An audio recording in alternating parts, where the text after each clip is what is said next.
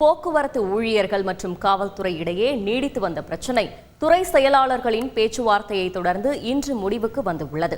மோதலுக்கு காரணமான காவலரும் நடத்துனரும் சமாதானமான வீடியோ வெளியாகியுள்ளது. தகவல்களை விவரிக்கிறார் செய்தியாளர் பாஸ்கர்.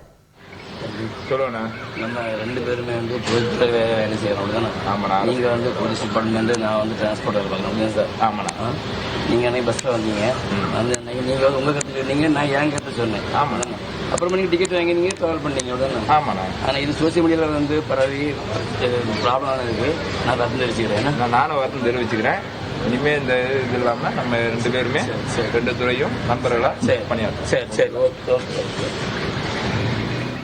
நீங்க உங்க கருத்தை சொன்னீங்க, நான் என் கருத்தை சொன்னேன் என சமாதானமாக பேசி கட்டி அணைத்து அன்பு மழை பொழியும் இந்த இருவரும் யார் தெரியுமா? ஒரு சின்ன பிளாஷ்பேக். சார், டிக்கெட் வாங்கணும். உங்களுக்கு அது ரூல்ஸ் கிடையாது. உங்களுக்கு டிக்கெட் வாங்கணும், வாங்கிடுங்க. அதான் பெஸ்ட். அதே மாதிரி கேட்க சார், நீங்க எங்க ஸ்டாஃப் உண்டு சார். உங்களுக்கு கிடையாது. டிக்கெட் வாங்க. கடந்த 21ஆம் தேதி நாகர்கோவிலில் இருந்து நெல்லை சென்ற அரசு பேருந்தில் நாங்குநேரியில் ஏறிய ஆயுதப்படை காவலர் ஆறுமுக பாண்டி டிக்கெட் எடுக்க மறுத்து நடத்துனருடன் வாக்குவாதத்தில் ஈடுபட்ட வீடியோ சமூக வலைதளங்களில் வைரலானது. இந்த சம்பவத்தை அடுத்து அரசு பேருந்துகளில் வாரண்ட் இன்றி காவலர்கள் கட்டணமில்லாமல் பயணிக்க அனுமதி இல்லை என போக்குவரத்து துறை திட்டவட்டமாக அறிவித்தது. இதனைத் தொடர்ந்து கடந்த 3 நாட்களாக தமிழகம் முழுவதும் நோ பார்க்கிங், சீட் பெல்ட் அணியாதது, அதிக பயணிகளை ஏற்றுவது உள்ளிட்ட விதிமீறல்களை குறிப்பிட்டு அரசு பேருந்து மற்றும் ஓட்டுநர்களுக்கு போக்குவரத்து போலீசார் அபராதம் விதித்தது பரபரப்பை ஏற்படுத்தியது. கிளாம்பாக்கம் பேருந்து நிலைய பகுதியிலும் தொடர்ந்து அபராதம் விதிக்கப்பட்டதால் மோதல் போக்கு மேலும் அதிகரித்தது.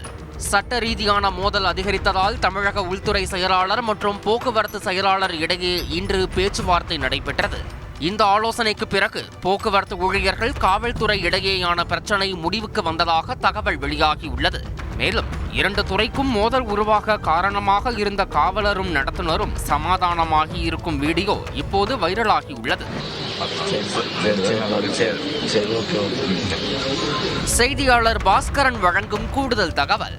தமிழக முதலமைச்சரின் உத்தரவின் பெயரில் உள்துறை செயலாளர், போக்குவரத்து துறை செயலாளர் மேற்கொண்ட ஆலோசனை அடிப்படையில் போக்குவரத்துறை ஊழியர்களுக்கு காவல்துறையினர் புதிய அபராதம் விதிக்கக்கூடாது என்று அறிவுறுத்தல் வழங்கப்பட்டிருக்கிறது.